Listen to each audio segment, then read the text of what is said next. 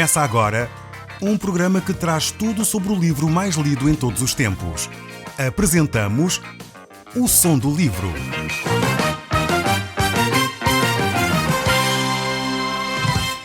Seja muito bem-vindo. Neste podcast vai encontrar o livro mais conhecido e lido em todo o mundo.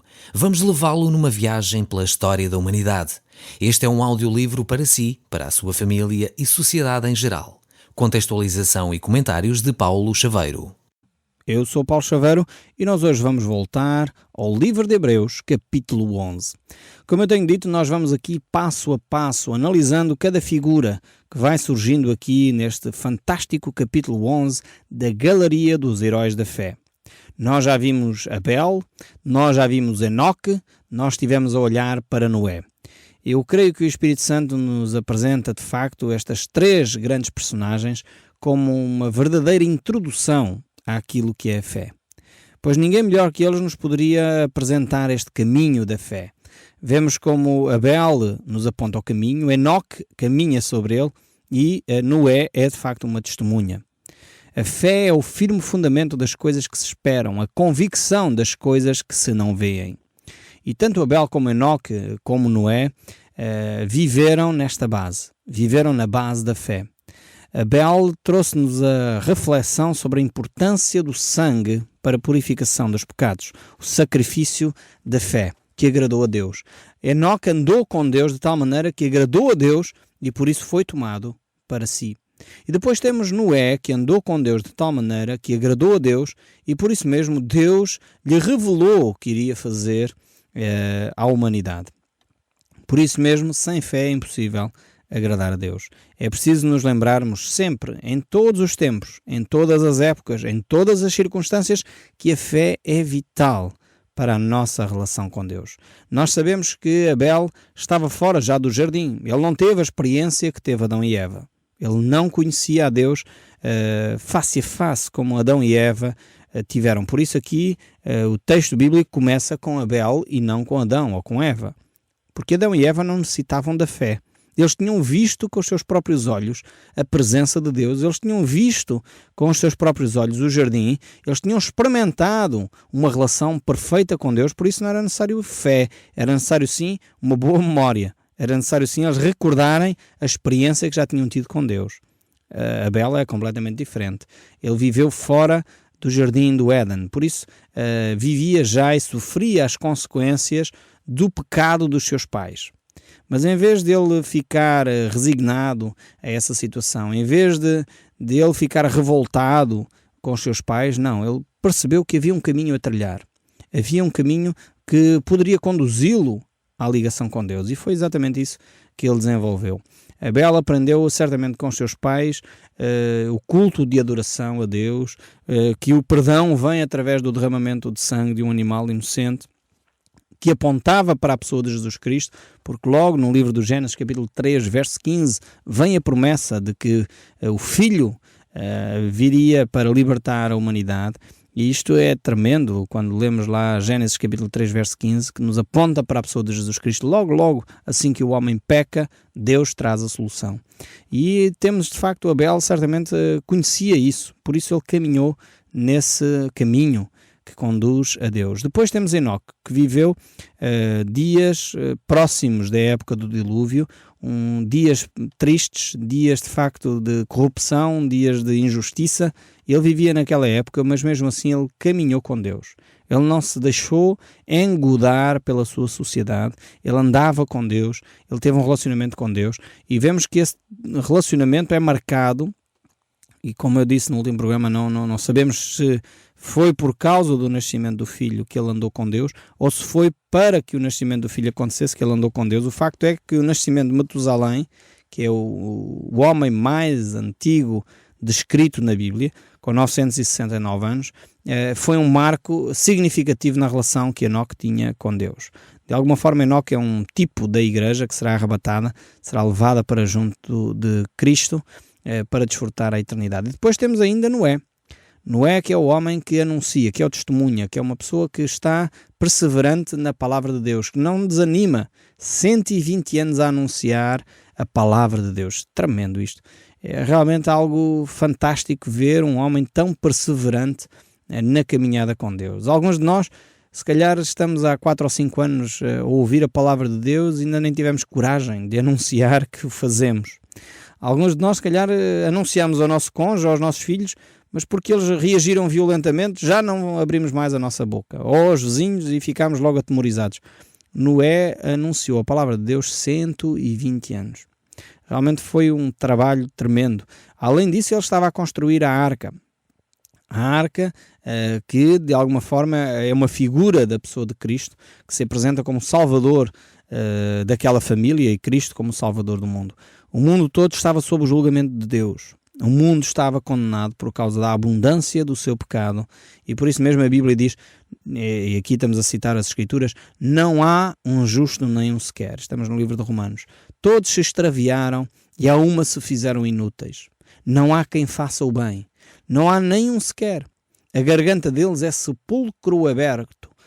Como uma língua enganosa, veneno de víboras está nos seus lábios. A boca deles está cheia de maldade e de amargura. Os seus pés são velozes para derramar sangue. Nos seus caminhos há destruição e miséria. Desconheceram o caminho da paz. Não há o temor de Deus diante dos seus olhos. Não há justo, nem o sequer. Não há quem entenda, não há quem busque Deus. Isto nós lemos no capítulo 3 do livro de Romanos. E ainda no capítulo 1 de Romanos, ainda o apóstolo Paulo a falar, neste livro de Romanos que é tremendo, ele descreve a sociedade no seu pior, e ele diz, por isso Deus entregou tais homens à imundícia pela concupiscência dos seus próprios corações, para desonrarem os seus próprios corpos entre si, pois eles mudaram a verdade de Deus em mentira, adorando e servindo a criatura em lugar do Criador, o qual é bendito eternamente. Ou seja, por causa da maldade do homem, porque o homem preferiu criar os seus próprios ídolos, e infelizmente hoje temos muitos, ídolos vivos e ídolos mortos. Há muita pessoa que idolatra outros seres, seja os superstars, portanto as estrelas pop, em que a gente vê aquelas pessoas que choram, gritam, ficam, enfim, vão até ao limite por causa de uma estrela pop. Realmente há qualquer coisa de muito estranho, isso é uma certa idolatria. E depois temos mesmo nas próprias religiões cristãs, alguns idolatram os pastores, outros idolatram os padres, outros idolatram depois figuras históricas da igreja, sejam eles os apóstolos ou fora dos apóstolos. E isto é idolatria, são criaturas e são adoradas em vez de serem adorado o Criador. Isto é pecado, a Bíblia diz que isto é pecado. Adorar, seja qual for, uma outra criatura além de Deus, é pecado. Nem que seja a criatura mais fantástica à face da terra. Eu creio que nós precisamos de refletir seriamente aquilo que as Escrituras dizem, mais do que continuar a seguir as nossas tradições. Algumas pessoas telefonam-nos a dizer, pois tenho ouvido, tenho compreendido que a Bíblia diz acerca de adorar a criatura, mas continua a ser difícil. Eu imagino que sim. Foram 20 ou 30 anos, se calhar, da sua vida em que você ouviu dizer que poderia fazer orações e dobrar o seu joelho diante de São Pedro, Santo António, São João, mas são criaturas para todos os efeitos. E a Bíblia nos mostra claramente que não devemos servir à criatura, mas sim ao Criador, que é bendito eternamente. Ouça o som deste livro, ouça a Bíblia. Não se deixem enredar por sofismas ou ideias humanas. Não se deixem enredar, inclusive, pelos meus próprios pensamentos. Eu alerto isto. Se aquilo que eu estou a dizer não está em conformidade com a Bíblia, você escreva-me, telefone-me, mostre-me os textos bíblicos onde eu estou a errar. E eu estarei certamente disponível para me retratar aqui publicamente. Mas olhe para as Escrituras e não se deixe enganar por ninguém. Por isso a Bíblia dá tanta importância a analisarmos as Escrituras. Então o texto bíblico continua. Por causa disso, por causa das pessoas adorarem a criatura em vez do Criador, por causa disso os entregou Deus às paixões infames, porque até as suas mulheres mudaram o modo natural da sua relação íntima para o outro contrário à natureza. Semelhantemente, os homens, também deixando o contacto natural da mulher, se inflamaram mutuamente em sua sensualidade, cometendo torpeza, homens com homens, e recebendo em si mesmo a merecida punição do seu erro. Aqui fala-nos acerca dos desvios sexuais. É interessante ver que a Bíblia nos mostra que a sexualidade está sempre intimamente relacionada com a nossa relação com Deus. Quando o homem se afasta dos caminhos de Deus, aquilo que parecia normal, que é um relacionamento entre um homem e uma mulher, passa a ser uma grande confusão. E depois vale tudo. E as pessoas acham que isso é natural e é normal, é simplesmente uma preferência individual e que ninguém tem nada a ver com o assunto. De certa forma, tem uma certa razão. Sem dúvida é uma preferência pessoal, mas sem dúvida também a Bíblia nos mostra que esse não é o caminho de Deus. Isto tem a ver com a descrença que as pessoas vão alimentando no seu coração. Depois há algumas pessoas que aparecem, não, eu tenho esse tipo de comportamentos sexuais, mas eu até sou cristão. Eu quero dizer que não é possível. Se uma pessoa é de facto cristã verdadeiramente, então tem que ouvir a voz de Deus e tem que abandonar o seu pecado. Uma pessoa não pode dizer que é cristã e andar a viver em adultério. Uma pessoa não pode dizer que é cristã e viver na homossexualidade. Uma pessoa não pode dizer que é cristã e andar a roubar. Uma pessoa não pode dizer que é cristã e andar a viver em corrupção. Isso é contrário aos princípios de Deus. Portanto, até pode cair eventualmente aqui e ali, mas tem de se arrepender, abandonar e largar o pecado. Esse é o princípio de Deus. Essa é a orientação que Deus nos deixa aqui. Então temos que ser muito claros quanto ao texto bíblico e àquilo que as Escrituras nos ensinam. E aqui o tempo de Noé não era muito distante disto que nós acabamos de ler aqui. E o apóstolo Paulo estava a falar milhares de anos depois, e nós hoje estamos a ler milhares de anos depois, e parece que nós estamos a ver a mesma fotografia. Parece que é o mesmo cenário que estava em torno do período de Noé. Realmente nós temos que refletir sobre a nossa própria vida. Nós temos que entender os tempos e ler aquilo que acontece à nossa volta. E, no fundo, vemos qual é a atitude de Deus para com o mundo que vive nessa promiscuidade. Em Noé, Deus condena, Deus julga, Deus termina, retira a maldade da humanidade. E agora Deus providenciou a pessoa de Jesus Cristo. Mas não será para sempre. Jesus Cristo um dia virá buscar a sua igreja e virá julgar também a humanidade. E é por isso que é importante nós nos relacionarmos com Deus, pormos a nossa vida em ordem com Deus. Noé foi salvo porque ele creu na palavra de Deus, pôs a sua vida em ordem com Deus. E todos aqueles que creem em Jesus Cristo também são salvos. Têm a oportunidade, o privilégio de poder vir a conformar a sua Bíblia, a vida com a Bíblia, a vida com os princípios que Deus ensina. Porque diz o texto bíblico, porque Deus amou o mundo de tal maneira que deu o seu Filho unigênito, para que todo aquele que nele crê não pereça, mas tenha a vida eterna. E este texto você conhece onde é que ele está escrito. João, capítulo 3, verso 16. E ainda segue, porque Deus enviou o seu Filho ao mundo, não para que julgasse o mundo, mas para que o mundo fosse salvo por ele. Cristo Jesus não veio a primeira vez para julgar, ele veio para salvar. Mas o texto bíblico não termina aqui, continua ainda em João capítulo 3. Quem nele crê não é julgado. O que não crê, esse sim, já está julgado, porquanto não crê no nome do unigênito Filho de Deus. O julgamento é este, que a luz veio ao mundo e os homens amaram mais as trevas do que a luz, porque as suas obras eram más. Pois todo aquele que pratica o pecado aborrece a luz e não se chega para a luz, a fim de não serem erguidos as suas obras. Vemos que as pessoas que preferem continuar a se afastar dos princípios de Deus, preferem continuar nas trevas. Não querem realmente nada com Cristo, não querem nada com a Igreja, antes pelo contrário, são grandes opositores. É por isso que nós hoje vemos leis ou propostas de lei quase em toda a Europa, e aqui no nosso país também já chegou essas mesmas propostas, por isso atenção, quando nós votamos em determinados partidos políticos devemos terem atenção quais são os ensinos que eles dão e se nós estamos de acordo ou não. Quais são as filosofias de base. Há partidos políticos neste momento que estão a fazer apologia ou pretendem aprovar decretos-leis e leis que proíbem, literalmente proíbem, o ensino da Bíblia nas escolas públicas, por exemplo. Que proíbem ou querem retirar todos os ícones religiosos cristãos daquilo que é a nosta cultura portuguesa. Isto há projetos de lei na mesa. Portanto, há projetos de lei que já estão no nosso país a ser veiculados desta forma. Portanto, nós temos que ter atenção, não podemos ser ingênuos ao ponto de fingir que estas coisas não estão a acontecer. As pessoas que caminham fora da vontade de Deus preferem não andar na luz, preferem andar nas trevas. Por isso mesmo, normalmente esses partidos políticos promovem grandes liberdades em muitas áreas que são promiscuidades, não são liberdades.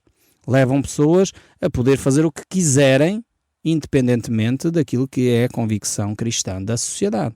Nós ainda vivemos numa sociedade cristã e eu dou graças a Deus por isso. Ainda temos alguns valores que nós preservamos como sendo valores fundamentais para a nossa vivência e sociedade, como sociedade cristã. Valores como a verdade são importantes para nós, não podemos desprezá-los. Valores como a justiça são fundamentais para uma vivência em sociedade. Quando nós pomos de lado estes valores que são cristãos, realmente começamos a destruir a nossa sociedade. E às vezes começa por coisas simples, coisas aparentemente inocentes, coisas que têm uma argumentação humana bastante lógica, humanamente falando, mas que vão destruindo a alma de um povo. E o nosso povo está-se a destruir aos poucos. Tem-se vindo a destruir por perda de valores que são valores vitais para uma sociedade saudável.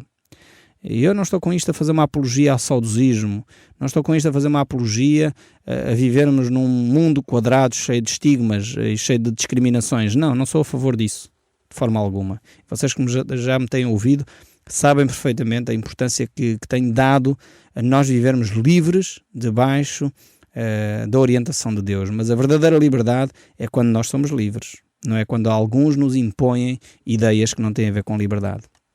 Antes com escravatura moral, escravatura psicológica, escravatura que nos subjuga à escravidão no fundo do pecado.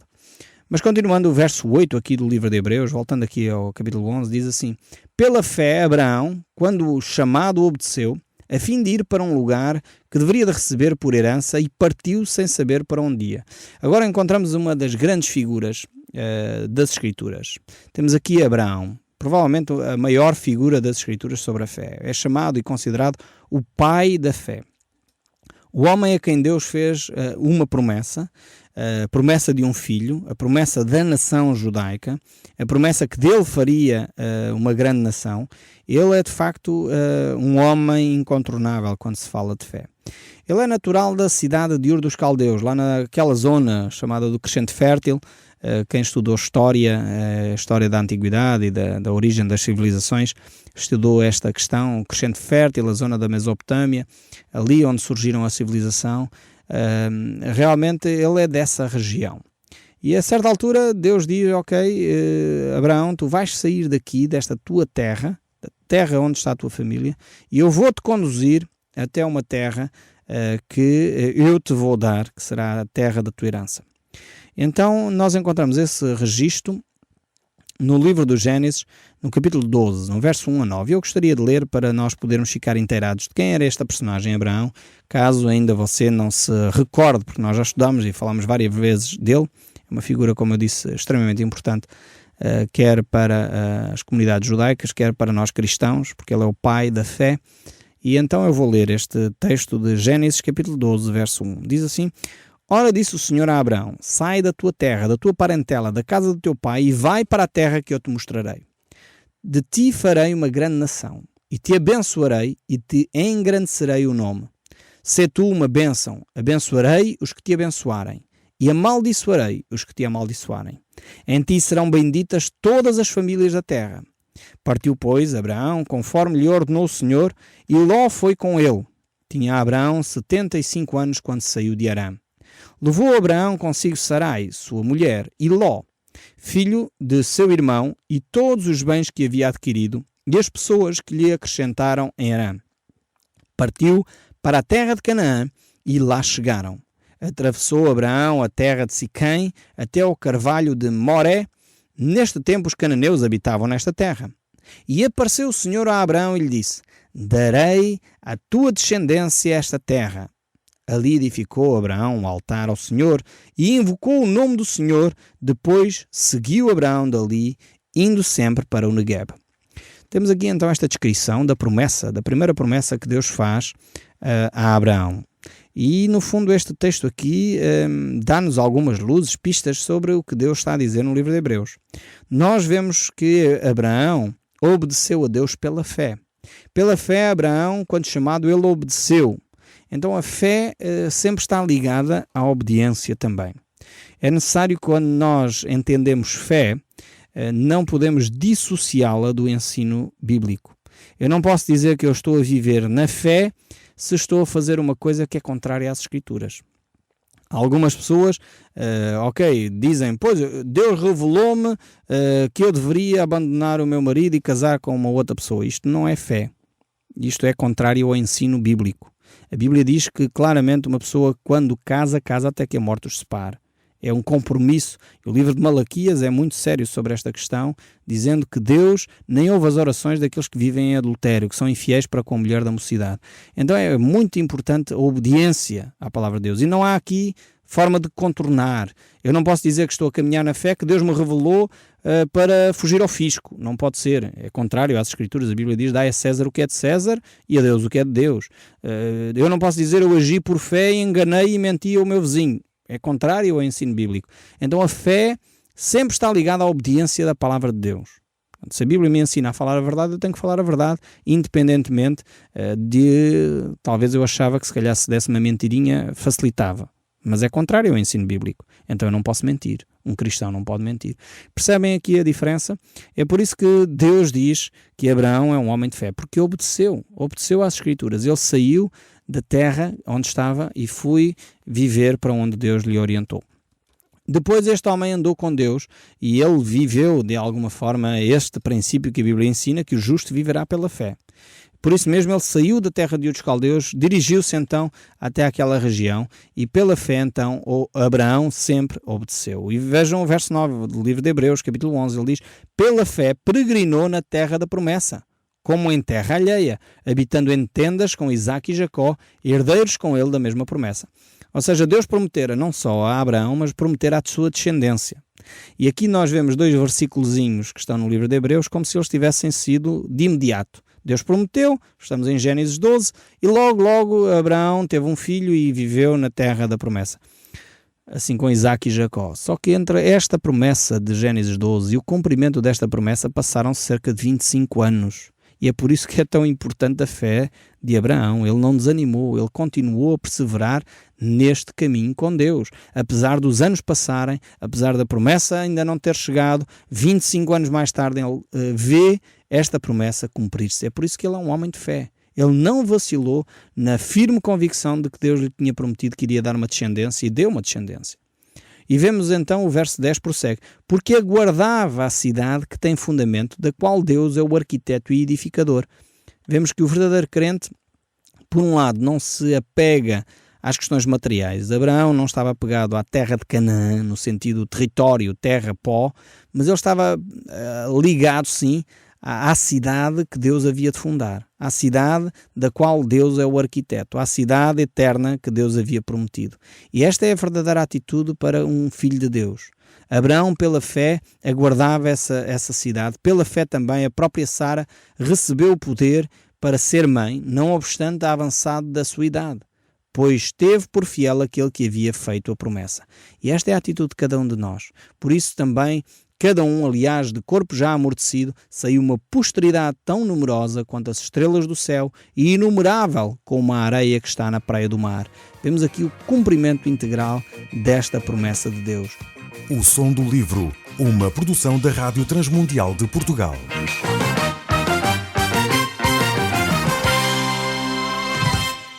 RTM. Conhece todos os nossos programas em rtmportugal.org. Uma produção da Rádio Transmundial de Portugal.